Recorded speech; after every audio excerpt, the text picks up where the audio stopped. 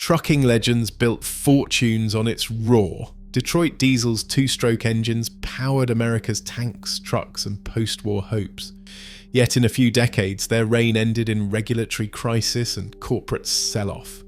How did the machine that built America become the engine it lost? To understand, we have to go back to a cold business decision in 1930 and the radical design that changed everything. In the depths of the Great Depression, General Motors made a move that would shape the future of American industry. In 1930, General Motors acquired the Winton Engine Company, a Cleveland-based builder of heavy marine and industrial diesels. The deal wasn't just about buying technology, it was about securing a foothold in a market that barely existed yet. Traditional diesel engines were massive, slow, and best suited for ships or stationary power plants. But Charles Kettering, General Motors' head of research, saw something different. After testing Winton diesels on his own yacht, he pushed for an engine that could do more than churn out steady power at sea. He wanted a diesel light enough, fast enough, and robust enough to work in trucks, buses, and anything else that moved across America's rough roads. The vision was compact and revolutionary. The challenge was daunting. No one had built a compact, high-speed diesel that could be mass-produced for vehicles. Most engineers still believed gasoline engines were the only practical choice for road transport, but Kettering's vision found support in General Motors' boardrooms. The company needed to stay ahead of rivals and saw opportunity in a new kind of engine, one that could outperform gasoline under the right conditions. Years of experimentation and internal debate followed the Winton purchase. General Motors research teams, led by Kettering, worked through technical dead ends and skepticism from old guard engineers. By 1937, prototypes were running on test benches in Detroit. The business case was clear. If General Motors could deliver a diesel that was lighter, faster, and easier to manufacture, it could reshape the commercial vehicle market and open new revenue streams beyond cars.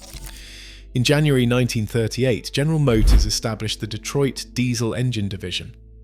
The new division's charter was ambitious. Its mission was to develop and manufacture a high-speed modular diesel engine for mass production. This was more than an engineering project. It was a corporate bet on the future of American transportation, backed by board minutes, acquisition files, and the quiet confidence of a company determined to lead. The blueprint for the Series 71 engine was now officially in motion. Detroit's engineers started with a single number, 71. Each cylinder in the new engine displaced exactly 71 cubic inches. But this was not just a quirk of measurement, it was the foundation for something bigger. By standardizing the cylinder size, the team unlocked a system where one basic building block could be multiplied, rearranged, and adapted to almost any job. Inline 3, Inline 4, and Inline 6 engines for trucks and buses. V8 and V12 engines for bigger machines. Every engine shared the same core parts, the same maintenance routines, and the same mechanical DNA. At the heart of this design sat the two-stroke cycle. Unlike a four-stroke engine, which fires every other revolution, the Series 71 fired every time the piston reached the top. That meant more power from a smaller, lighter engine. But two strokes have a challenge. They cannot draw in fresh air and push out exhaust on their own. That is where the roots blower came in. Mounted to the side of each engine, this gear-driven air pump forced fresh air into the cylinders, clearing out exhaust and packing in the next charge of oxygen. Without it, the two strokes simply would not run. With it, the engine roared to life, loud, fast, and unmistakable. Blueprints from the late 1930s show how everything fit together. Cylinder blocks lined up like train cars, each identical, each ready to be swapped or rebuilt as needed. The roots blower, with its twin rotors spinning in perfect sync, became a signature feature, so essential that every Series 71 left the factory with one bolted on. Mechanics learned to recognize the sound instantly, a high-pitched whine layered over the deep rumble of combustion. This modular approach was not just clever engineering, it was a production strategy. By building engines from standardized parts, Detroit Diesel could ramp up output quickly, keep costs down, and make field repairs simple. One design, many engines, endless possibilities. This was the mechanical blueprint that would power Detroit Diesel's rise. Out on the open road, the Detroit Diesel wasn't just a hunk of metal under the hood. It was a companion, a badge of identity, and sometimes a source of pride or frustration. Long before engine numbers meant anything to most folks, truckers had already given the Series 71 its own personality. They called it the Screamin' Jimmy. The nickname came from the unmistakable howl that echoed down highways and through mountain passes, a sharp mechanical scream that cut through the rumble of traffic and wind. It was the sound of a two-stroke engine spinning at high RPM, the roots blower forcing air through the block, every revolution firing with relentless energy. For many, that noise meant business was good and the miles were rolling by. But the engine had another name too, the Green Leaker. Mechanics and drivers swapped stories at truck stops and in greasy shops, laughing about the trails of oil these engines sometimes left behind. The green paint was factory standard, but the leaks were just part of the deal. "If it ain't leaking, it ain't running," went the joke. Some said you could follow a Detroit-powered truck by the thin black line on the pavement, a kind of mechanical signature left behind. These weren't just throwaway nicknames. They spoke to the way people felt about the engine. The Screamin' Jimmy was loud, stubborn, and impossible to ignore, just like the drivers who depended on it. Old-timers remember the first time they heard that scream in the middle of the night, hauling freight across Nebraska or up the grapevine. The sound meant you were never really alone out there. It meant someone else was chasing a deadline, trusting that familiar roar to get them home. Even in the shop, the engine's reputation shaped the way mechanics worked. Rebuilding a Detroit was a rite of passage. The modular design meant parts could be swapped and rebuilt, but it also meant every mechanic had a story about a stubborn liner or a leaky seal. The culture around Detroit diesel wasn't just about horsepower, it was about belonging to a tribe. The nicknames, the stories, and the sound itself became part of the American road, woven into the lives of the people who kept the country moving. Detroit's factories thundered to life as war orders poured in. By 1942, the city's industrial heart was beating around the clock. At the Detroit diesel plant, shift whistles sounded day and night. Production lines stretched for blocks packed with workers, many of them women, assembling engines with a precision and speed that would have seemed impossible just a few years earlier. Rosie the Riveter wasn't just a poster, she was real. Tightening bolts, running drills, and learning the rhythms of diesel assembly alongside men who had built cars and trucks before the war. Wartime hiring transformed the city. In just 1 year, thousands of new workers filled the lines, many trained on the spot. Safety glasses and coveralls replaced Sunday dresses and business suits. The work was hard, the hours long, and the sense of purpose was everywhere. Output soared. In 1941, Detroit Diesel shipped about 9,000 engines. 3 years later, that number hit 62,000.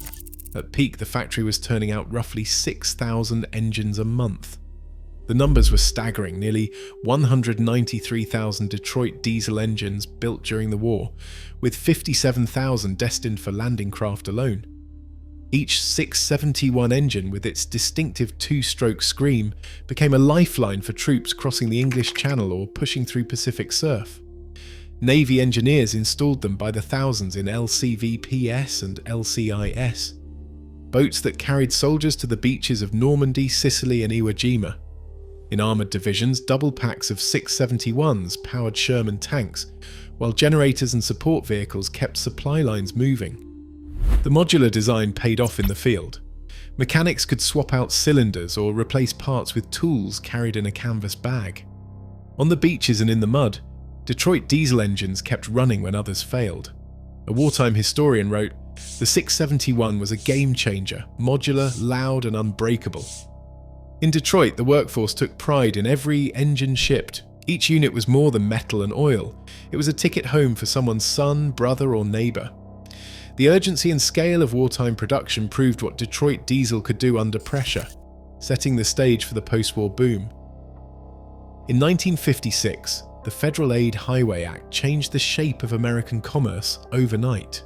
With the stroke of a pen, President Eisenhower launched the construction of 41,000 miles of interstate highways, a concrete web that stretched from coast to coast. For trucking companies, this was not just new pavement, it was an open invitation to move more freight, farther and faster than ever before. Freight volumes soared. Department of Transportation graphs from the late 1950s show a sharp upward curve, ton-miles of goods doubling then tripling as the interstate system grew. Long-haul fleets scrambled to keep up. Companies like Consolidated Freightways, Roadway and Yellow expanded their routes, chasing new business in cities and towns that only months earlier had been hard to reach. Owner-operators too saw opportunity in the endless asphalt, buying rigs and betting on the promise of steady loads. Under the hoods of these trucks, Detroit diesel engines became a common sight. The 671 and 8 V71, with their lighter weight, gave haulers a crucial edge. Every pound saved on the engine meant another pound of payload. For fleet managers, that translated directly into profit. A truck powered by a Detroit diesel could legally haul more, make more trips and stretch a dollar further than one saddled with a heavier rival from Caterpillar or Cummins. Drivers noticed the difference. They talked about engines that pulled strong up mountain grades and started on cold mornings without complaint. Mechanics praised the modular design. Liners, bearings and injectors could be swapped out in hours, not days. Some engines logged 1 million miles or more, rebuilt again and again in shops from Bakersfield to Buffalo. As the highways filled with freight, Detroit diesel's mechanical scream became the soundtrack of American growth. The engine was everywhere, hauling steel, groceries, livestock and lumber. For a generation of Americans, the sound of progress was the echo of a two-stroke diesel climbing a long, empty hill. By the early 1970s, the commercial trucking world was pushing engines harder than ever. Loads were getting heavier, routes were stretching longer, and drivers demanded more horsepower to keep up with the demands of the interstate era. Detroit diesel's answer arrived in 1974 with the debut of the 92 series, a leap forward in both size and strength. This new engine family was built around a simple but powerful idea: increase each cylinder's displacement from 71 to 92 cubic inches. That meant more fuel, more air, and more power with every stroke. The engineers did not just scale up the old design, they reinforced blocks, redesigned heads, and recalibrated the route's blower system to handle the extra demand. The result was a series of V configurations: the 6V92, 8V92, 12V92, and even the massive 16V92, each tailored for a specific kind of heavy-duty work. The 8V92 quickly became a favourite among fleet operators, with horsepower ratings climbing from 350 to over 500. Depending on the setup, these engines could pull the heaviest loads up steep mountain passes and across endless plains. SAE power curves from the era show a broad, flat torque band, ideal for drivers who needed steady pulling force mile after mile. The V8 layout kept the engine compact enough to fit under cabs, but the real draw was the raw muscle it delivered at the wheels. This horsepower leap did not just serve truckers. The 92 series found its way into city buses, fire engines, construction equipment, and marine vessels. Wherever there was a need for serious power in a relatively small package, Detroit's Big V engines delivered. For a while, the 92s represented the peak of American diesel muscle, an engineering response to a country that always seemed to want more. But with greater power came higher fuel consumption, a fact that would soon matter more than anyone expected. Smog drifted over American cities as the 1970s began, and regulators in Washington took aim at diesel engines for the first time. The Environmental Protection Agency introduced new standards in 1970, setting strict limits on particulates and hydrocarbons. On paper, Detroit diesel's two-stroke engines looked vulnerable. Their design, built around the route's blower and loop scavenging, pushed fresh air in and flushed exhaust out in one sweeping motion. The process wasn't perfect. Some unburned fuel and oil slipped past the ports with every cycle, raising emissions far beyond what four-stroke engines produced. Engineers pored over scavenging diagrams, searching for ways to trap more pollutants, but the basic architecture resisted easy fixes. Then in 1973, the oil crisis sent fuel prices soaring overnight. Suddenly, fleet owners were counting every drop, and the two-strokes thirst became a liability. Cummins and Caterpillar, with their more efficient four-stroke designs, started to pull ahead. Detroit Diesel's once proud technical advantage was now a mechanical stumbling block, and the pressure to reinvent grew heavier with every new EPA bulletin and price spike at the pump. Detroit Diesel's answer to tightening emissions and rising fuel costs arrived in 1987. The Series 60 engine broke with everything that came before. Gone was the two-stroke cycle and the signature scream. In its place stood a four-stroke inline-six diesel, equipped with electronic controls and fuel injection managed by microprocessors. The Series 60 delivered better fuel economy and lower emissions, all while maintaining the reliability that fleets demanded. Early SAE papers highlighted its 5 to 10% improvement in miles per gallon over the old two-strokes, a difference that made it a favourite among large carriers almost overnight.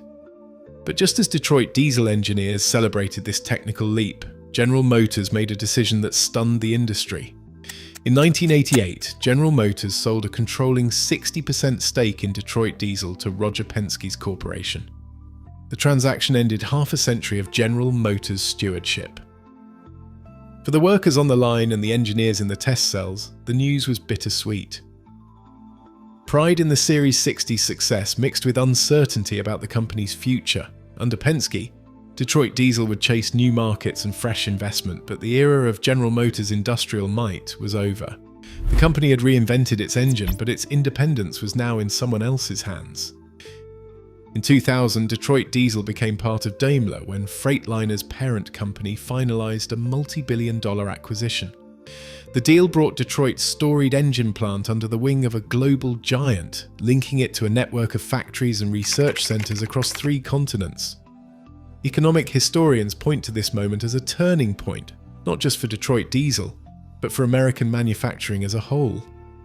The company's workforce, once numbering in the tens of thousands, faced new realities as production methods shifted and jobs moved overseas. Yet the Series 60 engine, born in the late 1980s, continued to power fleets across North America well into the 21st century. Modern technicians still rebuild and service these engines, keeping a piece of Detroit's legacy alive on the road. Today, Detroit operates as a brand within Daimler Truck North America, producing advanced DD engines and connected technologies, but the echoes of its past linger in every long-haul truck that still runs on Detroit power.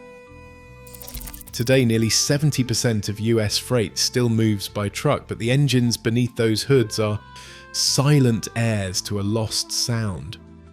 As new regulations and global players reshape what drives America, the memory of Detroit's mechanical voice reminds us industrial power is never permanent.